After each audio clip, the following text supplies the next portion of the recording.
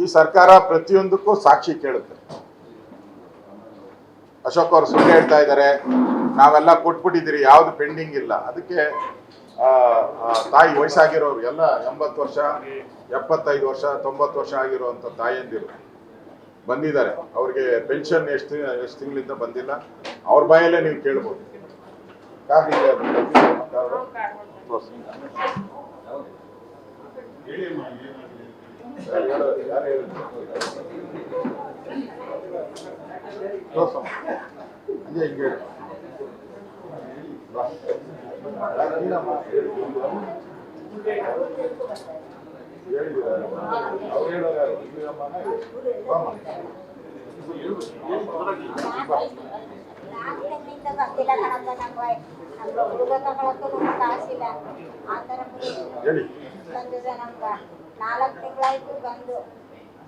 ಗುಡ್ಗೆ ತಗೊಳಕ್ಕೂ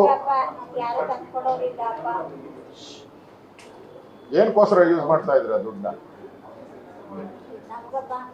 ಗುಳ್ಗ ತಗೊಳಕ ಇನ್ನೇನಾರ ಮಾಡ್ಕೊಳಕ ಮುಟ್ಟಕ ಮಾತ್ರ ಮಾಡ್ಕೊತೀವಿ. ಇನ್ನೇನ್ ಮಡಿಕೊಳಕ್ ಬಂದಿಲ್ಲಪ್ಪ. ನಮಗೂ 3 ತಿಂಗಳಿಂದ ಬಂದಿಲ್ಲ. ಏನ್ ದುಡ್ಡು ಮಾತ್ರೆ ತಗೊಳಕ್ಕೆ ಏನ್ ದುಡ್ಡು ಕಾಸಿಲ್ಲ. ಅದಕ್ಕೆ ಸಾಕ್ಷಿ ಕೊಟ್ಟಿದ್ದೀನಪ್ಪ.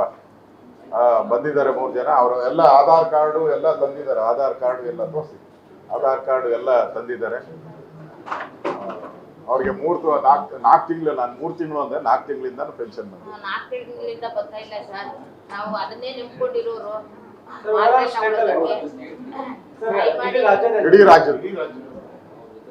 ಇಡೀ ರಾಜ್ಯದಲ್ಲಿ ಬರ್ತಾ ಇಲ್ಲ. ಇವರಿಬ್ಬರು 3 ಜನಕ್ಕಲ್ಲ, ಇಡೀ ರಾಜ್ಯದಲ್ಲಿ ಎಲ್ಲೂ ಬರ್ತಾ ಇಲ್ಲ. ಎಲ್ಲ ಕುಂಟ್ರವ್ರೆ ಕೂಡ್ರವ್ರೆ ಎಲ್ಲ ಪಾಪ ಅದನ್ನೇ ನಿಂತ್ಕೊಂಡು ಜೀವನ ಮಾಡುವಂತವ್ರು ಅವ್ರೆ. ಒಬ್ರಿಗೂ ಬರ್ತಾ ಇಲ್ಲ. ದಯಮಾಡಿ ನಮ್ಗೆ ಅದೇನು ಇದು ಮಾಡಿಕೊಡ್ತೀರಾ ಮಾಡಿ ಸರ್.